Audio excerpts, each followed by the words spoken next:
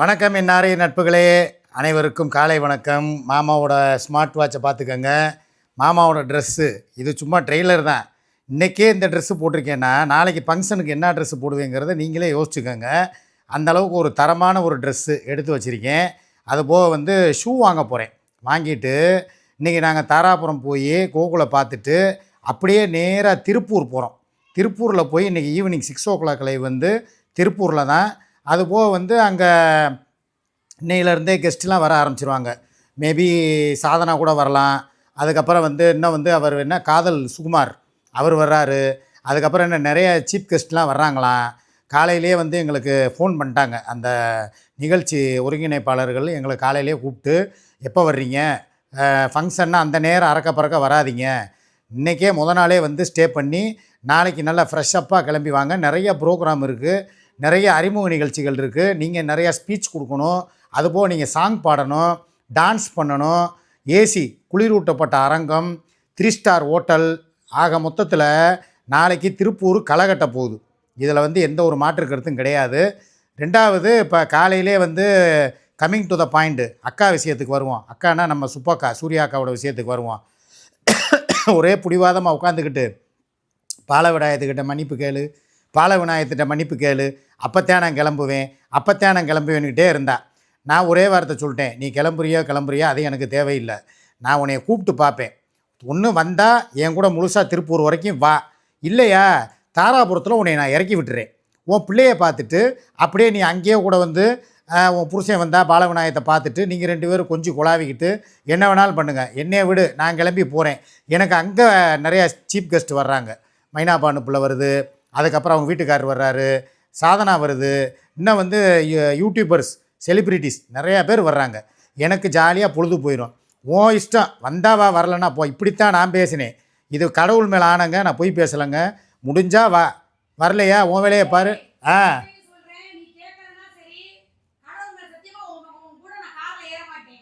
இங்கே வரு, நீ ஜெயிச்சதா நினைக்காத. நான் உங்கள்கிட்ட மன்னிப்பே கேட்கல. மன்னிப்பு கேட்காம அது அப்புறம் எதுக்குடா பெட்டி படுக்கையெல்லாம் எடுத்து வைக்கணும்? எல்லாமே எடுத்து வச்சிட்டா. அந்த பக்கம் பார்த்தா பெரிய லக்கேஜ், என்னமோ 10 நாள் எவரெஸ்ட் சிகரத்தில் ஏற போகிற மாதிரி தண்டி பேக்கு பாருங்கள் எடுத்து வச்சிட்டா. அந்த பக்கம் பார்த்தா ஒரு பை, கட்டப்பை, வழக்கம் போல் ஒரு கட்டப்பை ஒன்று.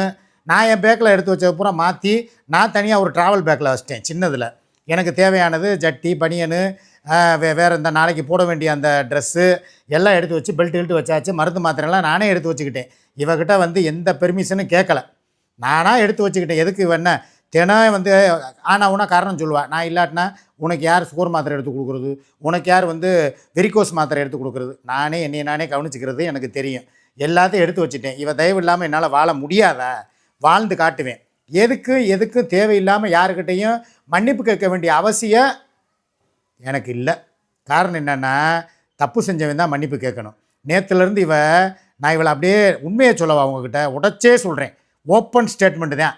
அதாவது என்ன 6 மணி லீவில் மன்னிப்பு கேட்டுரு, அப்புறம் அப்படியே நான் கிளம்புற மாதிரி கிளம்புறேன் அப்படின்டா.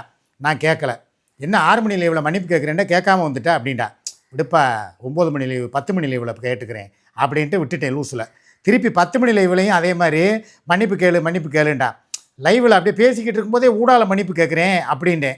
அதுக்கப்புறம் 10 மணி லைவ்லையும் முழுக்க மன்னிப்பு கேட்கலை. அப்போவே இந்த கூமுட்டைக்கு புரிஞ்சுக்கிற வேணா நான் என்ன இதுக்கு மன்னிப்பு கேட்கணும்னு கேட்க மாட்டேன்னு நான் ஒரு முடிவு எடுத்துட்டா அதிலேருந்து நான் பின்வாங்க மாட்டேன். என் கேரக்டர் உங்கள் எல்லாருக்கும் நல்லா தெரியும்ல. அதே மாதிரி காலையிலேருந்து உட்காந்துக்கிட்டு மன்னிப்பு கேளு. நான் எதுக்கு மன்னிப்பு கேட்கணும்? நான் என்ன ஓசிலியாக வாழ்ந்துக்கிட்டு இருக்கேன் மன்னிப்பு கேட்குறதுக்கு? இல்லை அவனை பிடிச்சி நான் உரண்டை எழுக்கிறேனா? நேற்று கேட்ட அதே கேள்வியை தான் இன்றைக்கும் கேட்குறேன். ஆன்லைனில் இருக்கிறது நீயும் நானும் சுமி, நீங்கள் 3 பேரை பற்றி மாத்திரம் தானே நீ பேசணும். அதை விட்டு எதுக்கு என் சம்மந்தக்காரம்மா, என் பிள்ளைகளை பற்றி, அப்புறம் எதுக்கு தேவையில்லாமல் நிறையா விஷயங்கள் நீ பேசியிருக்க. அப்படிங்கும்போது அவங்கெல்லாம் ஆன்லைனில் இல்லைல்ல. ஏதோ ஒரு வருஷத்தில் ஒரு நாள் ரம்ஜானு, பக்ரீத்து, ஏதோ நல்ல நாளைக்கு பிரியாணி வாங்கி கொடுத்தா இது சாதாரணமான விஷயம். ஒரு குடும்பம்னா ஒரு சொந்த பந்தங்கள் இருந்தால் பிரியாணியை வாங்கி ஷேர் பண்ணுறது இயற்கை தான். அவங்க எங்களுக்கு தருவாங்க, நாங்கள் அவங்களுக்கு கொடுப்போம். உனக்கே தெரியாது, அந்த அம்மா எனக்கு என் மச்சானும் எங்கள் அக்காவும் சேர்ந்து என் தங்கச்சியும் சேர்ந்து எனக்கு ட்ரெஸ் எடுத்து கொடுத்தாங்க, பணம் கொடுத்தாங்க. நான் ட்ரெஸ் எடுக்க சொல்லி பணம் கொடுத்தாங்க. மச்சான் தாங்க நீங்கள் எங்களுக்கு சாப்பாடு வாங்கி கொடுத்தீங்க, உங்களுக்கு நாங்கள் ஒரு ட்ரெஸ் எடுத்து தர்றோம் அப்படின்னு சொல்லி அன்பை அப்படி பரிமாறுறாங்க. ஆனால் நீ என்ன பண்ண, நாக்கு மேலே பல்லு போட்டு என் குடும்பத்தில் உள்ள நபர்களையே தேவையில்லாமல் இன்றைக்கெல்லாம் உண்மையிலே ஒரு விஷயம் சொல்லவா, நான் இவ்வளோ டிப்டாப்பாக கிளம்புறேனே, சுமி நினச்சா இதை தடுக்க முடியாதா? சரி, அவரோட விருப்பம் அது. அவருக்கு அவார்டு ஃபங்க்ஷனுக்கு கூப்பிட்ருக்காங்க. ஏன் நான் நினச்சா சுமியை கூப்பிட முடியாதா? இவன் வந்து பாலவிநாயகத்திட்ட மன்னிப்பு கேளு மன்னிப்பு கேளுன்னு கேட்டுக்கிட்டே இருப்பா.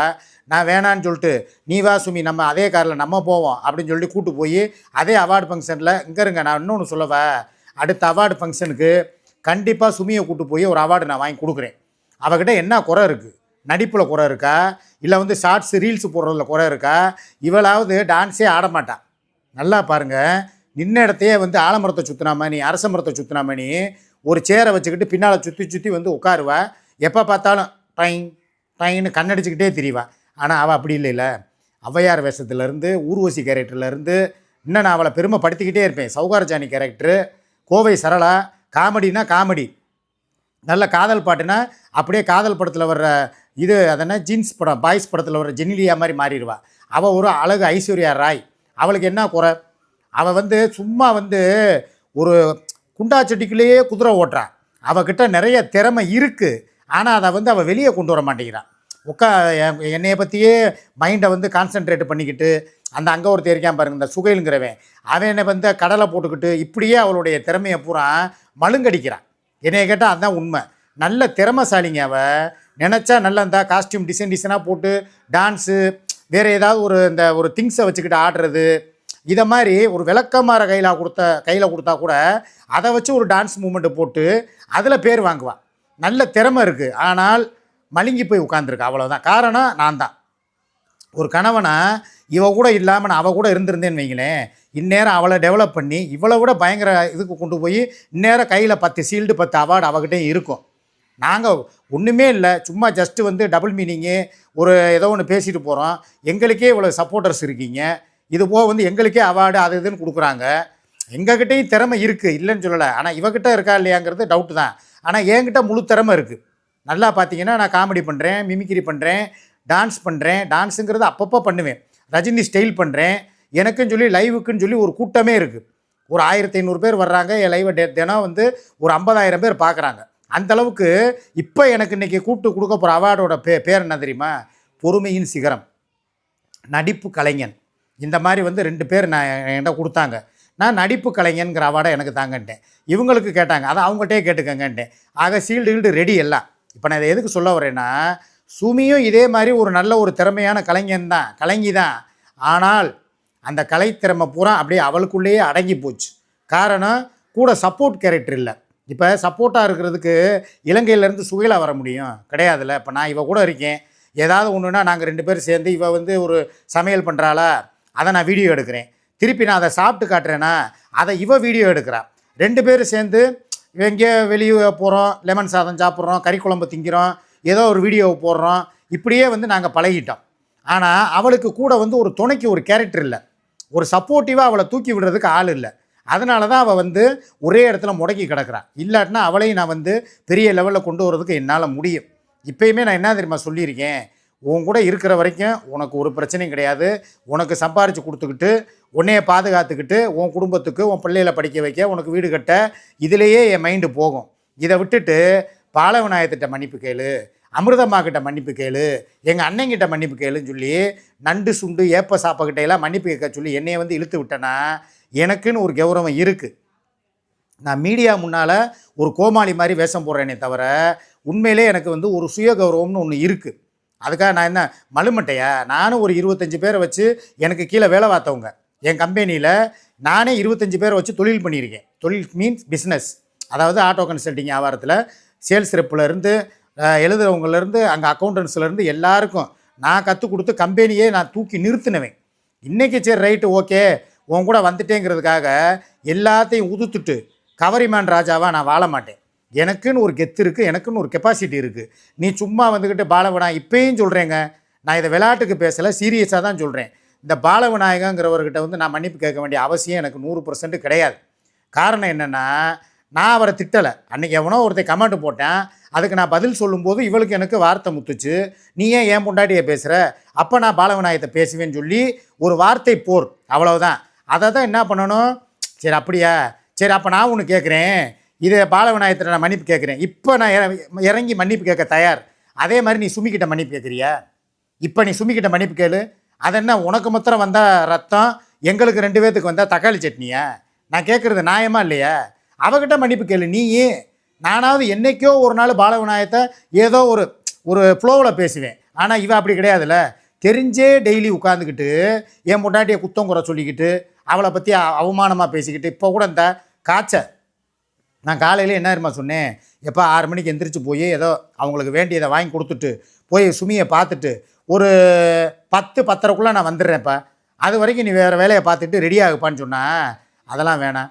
ஏன் சுகையில் பார்க்க மாட்டானா? ஏன் உனக்கு 2 பிள்ளைங்க இருக்காங்கல்ல, அவங்க பார்க்க மாட்டாங்களா?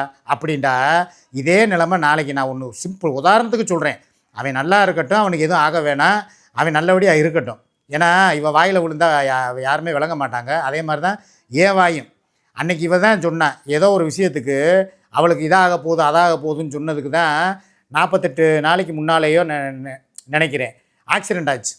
அவளுக்கு யதார்த்தமாக குப்பை கொட்டை போன இடத்துல ஆக்சிடெண்ட் ஆச்சு. ஆனால் இவன் என்ன நினச்சிக்கிட்டு இருக்கா, நம்ம விட்ட சாபம் தான், கர்மா தான் அப்படிங்கிறான்.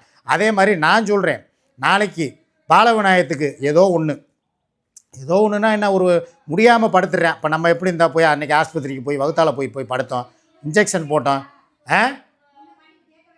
மன்னிப்பு எதுக்கு நான் கேட்கணும்? தன்னால் நான் எதுக்கு கத்தணும்? டேய் இன்னும் வந்து பைத்தியக்காரனாவே நினச்சிக்கிட்டு இருக்காடா. அப்படியே சொன்னதுக்கெல்லாம் ஆடிக்கிட்டு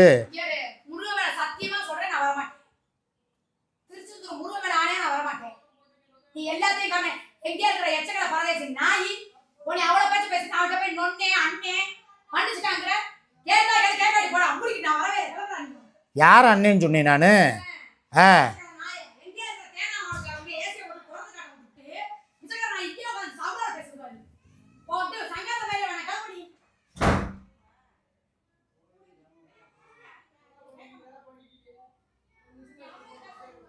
அதாவது ஒரு ஃபங்க்ஷனுக்கு போகிற இடத்துல சண்டை போடாமல் ஒரு சச்சரவு பண்ணாமல் கிளம்பணுங்கிறது நான் விரும்புகிறேன். ஆனால் உட்காந்துக்கிட்டு தேவையில்லாமல் வந்துக்கிட்டு இதெல்லாம் வார்த்தை தடிக்குது, நல்லதுக்கு இல்லை. அப்படி கவர் நான் பாட்டுக்கு அமைதியாக போகிறேன், என்னை நீ தேவையில்லாமல் விளையாட்டை வந்து வினையாக்குற, அவ்வளோதான் சொல்லுவேன். மன்னிப்பு கேட்குற அளவுக்கு நான் என்னங்க தப்பு பண்ணேன்? எதுக்குங்க நான் மன்னிப்பு கேட்கணும்? கார் எடுத்துகிட்டு நீ எப்படி வேணாலும் வா, எனக்கு தேவை கிடையாது. சும்மா மன்னிப்பு கேட்குறதுக்கு தான் கேட்பாங்க. எல்லாத்துக்கும் வந்து மன்னிச்சுக்கன்னு சொன்னால் நான் என்ன மழுமட்டையா? கேட்டால் வந்து அவங்ககிட்ட மன்னிப்பு கேட்டேனா சுகைல்கிட்ட, அதனால் வந்து இவர்கிட்டையும் நான் மன்னிப்பு கேட்கணுமா? இது என்ன பேச்சு? இது நல்லதுக்கே கிடையாது. கிளம்புற நேரம் சுமூகமாக கிளம்பணும். சரி விடியா, நீயும் ஒரு வார்த்தை பேசிட்ட, ஏன் அவன் என்னை இப்போ வார்த்தை விட்டதே இல்லையா? தேவையில்லாமல் ஒரு டீ கடையில் நிப்பாட்டி டீ குடிச்சிக்கிட்டு இருக்கும்போது இவ தான் தேவையில்லாமல் அவனை வீடியோ காலில் கொண்டு வந்தான். டக்குன்னு என்ன பண்ணிட்டான், வீடியோ தூக்கிட்டான். அப்போ அது தப்பு இல்லையா?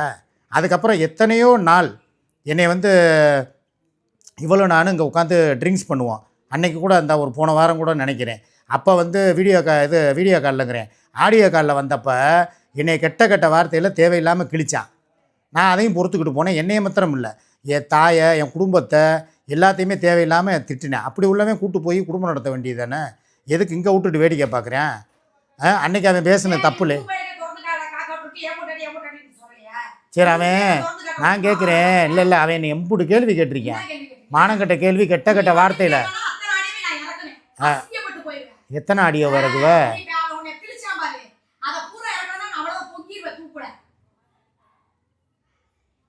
இது எப்படி தெரியுமா இருக்குது?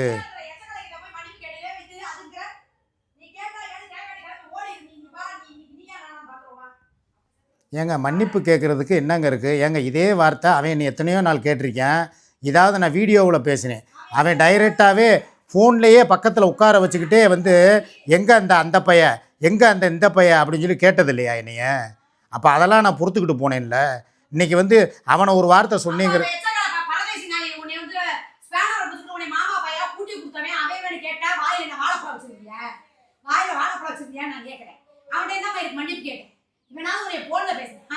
அவன் லைவ்லயே உன்னை கேலி கேலி கிழிச்சான். என்ன பண்ற?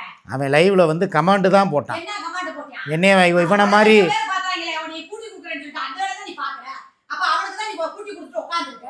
இதே தான் நான் அன்னைக்கு ஒரு நாள் லைவில் பேசிக்கிட்டு இருக்கும்போது இவ ஓப்பன் ஸ்பீக்கரை போட்டா, அதே பாலவிநாயகன் என்னை கெட்ட வார்த்தையில் திட்டுனா டக்குன்னு கட் பண்ணிட்டா. அப்போ அதை பல லட்சம் பேர் பார்க்கலையா? என்ன ஒரு நியாயம் இதில் சொல்லுங்கள். எனக்கு நான் என்ன சொல்லவா, நான் கூட கேட்கல நீ. இப்பயும் சொல்றேன், நான் எங்க அப்பனுக்கு தான் பிறந்தேன்னா நான் உன் கூட வண்டியில ஏற மாட்டேன். நீயா நானானு பாத்துறோம். உனக்கு என்ன என்னை பார்த்தா எப்படி தெரியுது? ஏன் நான் வருவேன், ஆனா உன் கூட சேர்ந்துக்கிட்டு உட்காந்துட்டு உனக்கு எனக்கு எந்த சம்மந்தமும் கிடையாது. சரி, அப்போ இன்னொன்று பண்ணுவோம். என்ன? நீ வந்து தாராபுரத்தில் இறங்கிக்க. எனக்கு என்ன மயிருக்கு வீட்டுல இருந்து காலையில ஏற மாட்டேங்க. நான் தாராபுரத்தை போயிருக்கேன். ஏன் தாராபுரத்தை போத்துறியா? இங்க இருந்து ஆட்டோ பிடிச்சி பஸ்லயே போவேன். வேலை வேலை பாரு, பஸ்ல நாங்க போக மாட்டோமோ? நீ கட்டளையே பாருமா பாப்போம். என்னை பொறுத்த வரைக்கும் ஒரு இடத்துக்கு கிளம்பும்போது இப்படி தகராறு பண்ணுறது எனக்கு பிடிக்கலைங்க சுத்தமாக. ஒரு மன நிம்மதியோட ஒரு அவார்டு ஃபங்க்ஷனுங்கிறது எவ்வளோ பெரிய ஒரு நிகழ்ச்சி. ஒரு வருஷத்துக்கு 2 அவார்டு வாங்குகிறோம், 3 அவார்டு வாங்குகிறோம். சரி, நல்லபடியாக போயிட்டு அதை வந்து சந்தோஷமாக, சரி வாயா நம்ம பிரச்சனைகளெல்லாம் அப்புறம் வச்சுக்கிடுவோம், பாலவிநாயகத்திட்ட நீ வந்து கூட மன்னிப்பு கேளு, உனக்கு ஒரு நாள் டைம் தர்றேன். சரி, என்ன ஒன்று சொல்கிறேன், நாளைக்கு வரைக்கும் டைம், இதுக்கு நான் ஒத்துக்கிறவா? நாளைக்கு ஞாயிற்றுக்கிழமைடா, எல்லோரும் கவனமாக கேட்டுக்கங்க. சரி, நான் இதை கேளுங்க. சரி சரி சரி, இப்போ இந்த விஷயத்துக்கு நான் ஒரு முடிவு கட்டுறேங்க. இதுக்கு நான் ஒரு தீர்வு நான் சொல்கிறேங்க. இதை நான் சொல்கிறத அவள் ஏற்றுக்குருவா கண்டிப்பாக. அதாவது இப்போ நாங்கள் கிளம்புறோம், நேராக போகிறோம், தாராபுரத்தில் போய் கோகுலை பார்க்குறோம், திருப்பூரில் போய் தங்குறோம். நாளைக்கு காலையில் 10 மணி வீடியோ போடும் பொழுது பாலவிநாயகர்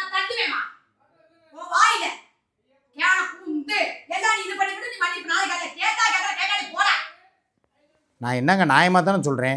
காலையில் கிளம்பும் பொழுது மன்னிப்பு கேட்டால் என் கூட ஃபங்க்ஷனுக்கு வா, இல்லைன்னா நீ தனியாக அவார்டு வாங்கிக்க, நான் தனியாக அவார்டு வாங்கிக்கிறேன். உன்னைய நான் டச் பண்ண மாட்டேன், என்னையை நீ டச் பண்ணாத. நான் யார் கூட வேணாலும் சேர்ந்து ஜோடி போட்டு ஆடுவேன், பாடுவேன், மிமிக்ரி பண்ணுவேன்.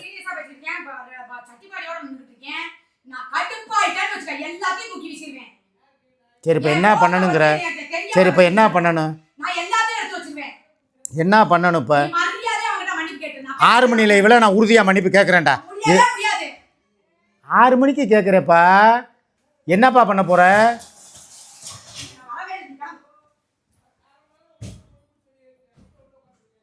ஒரு நிமிஷம் எனக்கு டைம் கொடுங்க. நான் இதை வீடியோ வந்து பிரேக் பண்ணுறேன், நிப்பாட்டுறேன். நான் வந்து வீடியோ விட்டு வெளியே போகல, ஸ்டாப் பண்ணுறேன். ஒரு நிமிஷம் போ நான் மன்னிப்பு கேட்குறேன். அதாவதுங்க, இதில் வந்து என்னென்னா, இவ வந்து அவங்க அப்பாவை வந்து இது பண்ணிட்டான். நான் வரணும் அப்படின்னா, நான் கரைசன் ஆசாரிக்கு தான் நான் பிறந்தவ அப்படின்டா. எனக்கு எப்படி இதை வந்து கிளியர் பண்ணி எப்படி நான் இதிலேருந்து மன்னிப்பு கேட்கணுங்கிறது எனக்கு தெரியலை. இது அவனுக்காக இல்லை நான் கேட்குறது, இவங்க அப்பா மேலே வந்து ஒரு அப்பனுக்கு பிறந்தவளாக இருந்தால் நான் வந்து காரில் ஏறணும் அப்படின்னா நீ மன்னிப்பு கேட்டு தான் ஆகணும்னு சொல்லி ஒரு ஆவேசத்தில் அவள் பேசிட்டான். இப்போ நான் வந்து சிக்கலில் மாட்டிக்கிட்டு நான் முழிக்கிறேன். எனக்கு வந்து இதிலேருந்து எப்படி வெளியே வரணும், ஃபங்க்ஷனுக்கும் போகணும், அதே நேரம் பிரச்சனை இல்லாமல் சுமூகமாக இருக்கணும். இவ சொல்கிற காரணம் என்னென்னா, நீ சுகையில்கிட்டேயே நீ மன்னிப்பு கேட்டீல, அப்படிங்கும்போது உனக்காக நம்ம 2 பேரும் சந்தோஷமாக இருக்கணுங்கிறதுக்காக வாழ்க்கையை விட்டு கொடுத்த பாலவிநாயகத்துக்கிட்ட நீ ஒரு வார்த்தை மன்னிப்பு கேட்குறதுல என்ன தப்பு? நீ அது போக நான் எங்கள் அப்பா மேலே வேற வந்து சத்தியம் பண்ணியிருக்கேன், நான் ஒரு அப்பனுக்கு பிறந்தவளாக இருந்தால் நான் வந்து இந்த ஃபங்க்ஷனுக்கு வரணும்னா நீ மன்னிப்பு கேட்டு தான் ஆகணும் அப்படின்னு சொல்லி அவள் சொன்னான். ஆக நான் பல வகையிலையும் யோசித்து பார்த்துட்டேன். எனக்கு வந்து இதிலேருந்து வெளியே வரணும்.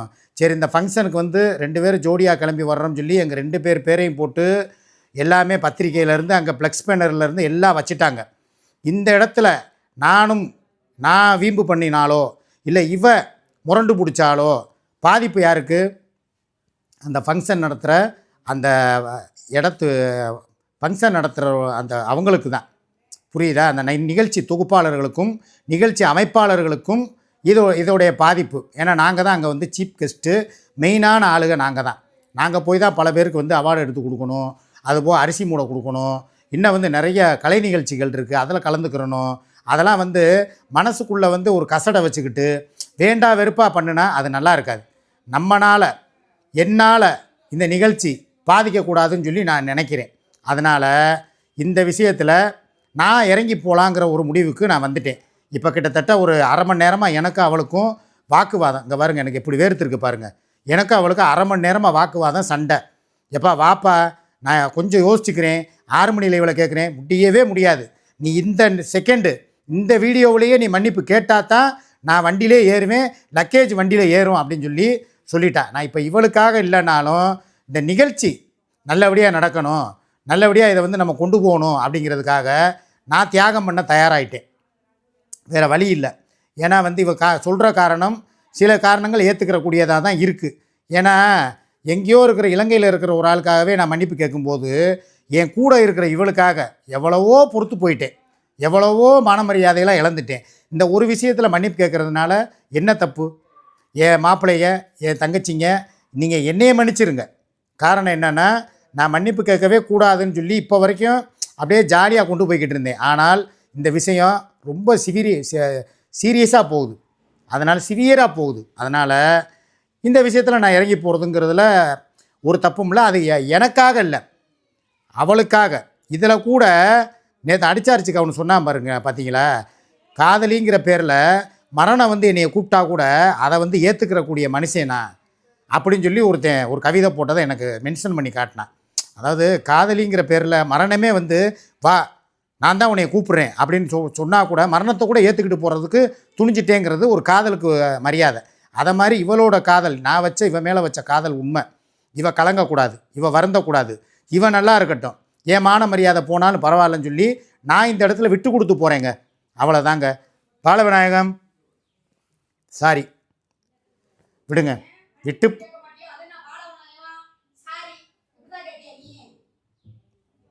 சரி பாலவிநாயகம் மன்னிச்சுக்கங்க. அவர் யாராக வேணாலும் இருக்கட்டும், எவராக வேணாலும் இருக்கட்டும், மன்னிப்பு கேட்குறவே மனுஷன், எவராக இருக்கட்டும்னே மன்னிப்பு கேட்குறவே மனுஷன். நான் மனுஷன். அதனால் இதனால் நான் இன்னும் குறைஞ்சி போயிட மாட்டேன். இந்த மன்னிப்புனால் இன்னும் என் பேரும் புகழும் என்னுடைய பொறுமையும் மக்களுக்கு புரியும், என் தங்கச்சிகளுக்கு புரியும், என் மாப்பிள்ளைகளுக்கு புரியும். சரி மாமா, நீ ஒரு சந்தர்ப்ப சூழ்நிலை கேட்டுட்ட விடியா, நாங்கள் உன்னை நாங்கள் தப்பாகவே நினைக்க மாட்டோம்யா, நீ கெத்தாக இருந்தான்னு சொல்கிறோம், வெத்தாக இருக்காத அப்படின்னு சொல்லி நீங்கள் உங்கள் மனசுக்குள்ளே ஓடுற அந்த ஓட்டம் என்ன ஓட்டங்கள் எனக்கு புரியுது. இருந்தாலும் சொல்கிறேன், விட்டு கொடுப்போர் கெட்டு போவதில்லை, எண்ணம் போல் வாழ்வு. ஓகேவா? இன்றைக்கி நான் மன்னிப்பு கேட்டுட்டேன். இனிமேல் வேறு ஏதாவது ஒரு சந்தர்ப்பம் வரும்போது அதே மன்னிப்பை நான் திருப்பி வாங்குவேன், இவகிட்டேருந்து வாங்குவேன். அது எப்படிங்கிறது எனக்கு தெரியும். இதே இன்றைக்கி என்னை மன்னிப்பு கேட்க வச்சுட்டால, இதே சூர்யா ஒரு நாள் சாரிப்பா நான் உன்னை தப்பாக புரிஞ்சுக்கிட்டேன், உன்னை நான் இன்றைக்கி ரொம்ப ஹர்ட் பண்ணிட்டேன் அப்படின்னு சொல்லி என் காலில் விழுகிற நாள் விரைவில் வரும். ஓகேவா? இப்போ நம்ம ஃபங்க்ஷனை ஃபாலோ பண்ணுவோம், ஃபங்க்ஷனை கண்டினியூ பண்ணுவோம். நம்மளால் யாருக்கும் எந்த பாதிப்பும் வர வேணாம். ஓகேவா? வெல்டன். பாய்.